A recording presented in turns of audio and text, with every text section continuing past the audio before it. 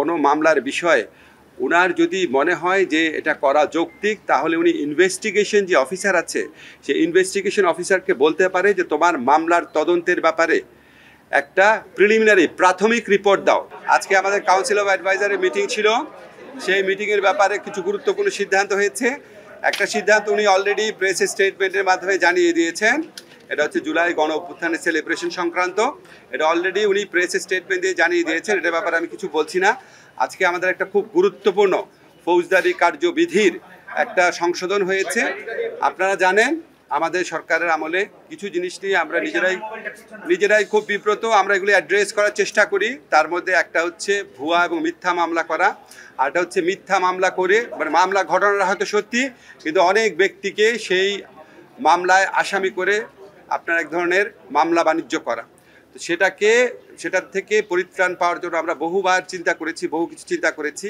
আমরা বাংলাদেশে যারা বড় বড় ক্রিমিনাল লয়ার এক্সপার্ট আছেন তাদের সবার সাথে কথা বলেছি, অনেক কনসালটেশন মিটিং করে, স্বরাষ্ট্র মন্ত্রণালয়ের সাথে কনসালটেশন মিটিং করে আমরা একটা চেঞ্জ এনেছি। সিআরপিসির খুবই গুরুত্বপূর্ণ চেঞ্জ। আমি সোজা করে বুঝায় বলি, এই চেঞ্জে বলা হয়েছে, আপনারা জানেন একটা মামলা যখন হয়, হত্যা মামলা, এটা ইনভেস্টিগেশনে 2 বছর 3 বছর 4 বছর লাগে এবং এটার মধ্যে শত শত লোককে আসামি করা হয় এবং এখানে কিছু কিছু ক্ষেত্রে আপনার এক ধরনের মামলা বাণিজ্য থাকে। তো এই লোকগুলা যারা এখানে আসামি হন, ওনারা 2-3 বছর যাবৎ একটা আশঙ্কার মধ্যে থাকেন যে কখন ওনাদেরকে গ্রেফতার করা হবে বা ওনাদের ক্ষেত্রে মানে গ্রেফতার বাণিজ্যটা যে হয় কিনা।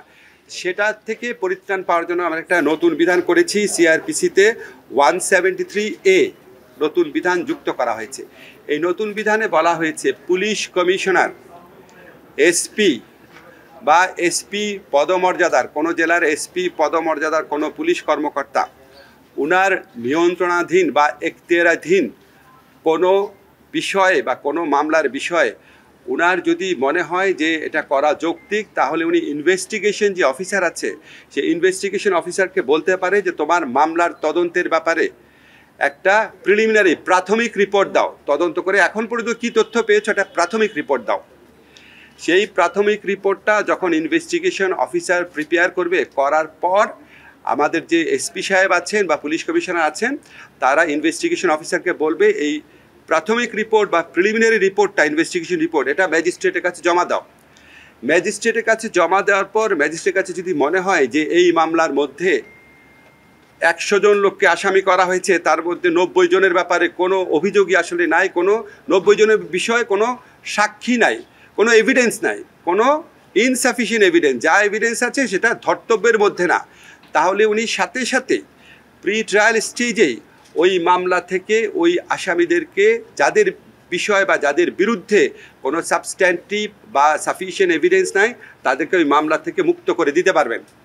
তা আমরা আশা করছি এইটা যখন কার্যকর হবে, আশা করছি আমাদের পুলিশ প্রশাসন এবং আদালত প্রশাসন ওনারা একসাথে কাজ করে যেই সমস্ত মামলায় আপনার গ্রেফতার বাণিজ্য বা মামলা বাণিজ্য হচ্ছে, অসংখ্য লোককে আসামি করা হচ্ছে এবং যাদের বিরুদ্ধে প্রিলিমিনারি রিপোর্টে, পুলিশের প্রাথমিক রিপোর্টে কোনো রকম এভিডেন্স পাওয়া যাবে না, তাদেরকে আদালত প্রাথমিক স্টেজে, প্রি ট্রায়াল স্টেজে বিচার শুরু করার আগেই ডিসচার্জ করে দিতে পারবেন।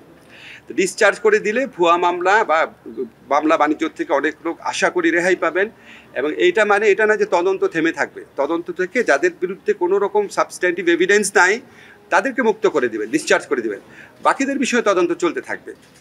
আবার তদন্ত চলাকালে পুলিশ যদি তদন্ত শেষ হওয়ার স্টেজে যদি দেখে, পূর্ণাঙ্গ তদন্ত রিপোর্ট যখন জমা দেবে, পুলিশ যদি দেখে যে না, যাদেরকে ডিসচার্জ করা হয়েছিল তাদের কারো বিরুদ্ধে আসলেই পরবর্তীকালে সাবস্ট্যান্টিভ সাফিসিয়েন্ট এভিডেন্স পাওয়া যাচ্ছে, তখন পুলিশ যে রিপোর্টটা আদালতে জমা দিবে, ইচ্ছা করলে ওনারা ওই ব্যক্তিদের নাম, যাদের ব্যাপারে পরবর্তীকালে যথেষ্ট অভিযোগ পেয়েছেন, তাদের নাম আবার ইনক্লুড করতে পারবেন।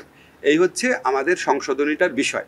এটার মূল লক্ষ্য হচ্ছে ভুয়া মামলা এবং হয়রানিমূলক মামলা থেকে শিকার হচ্ছেন যারা, তাদেরকে একটা প্রি ট্রায়াল স্টেজে, বিচারপূর্ব স্টেজেই একটা রেহাই দেওয়ার বা অব্যাহতি দেওয়ার চেষ্টা করা।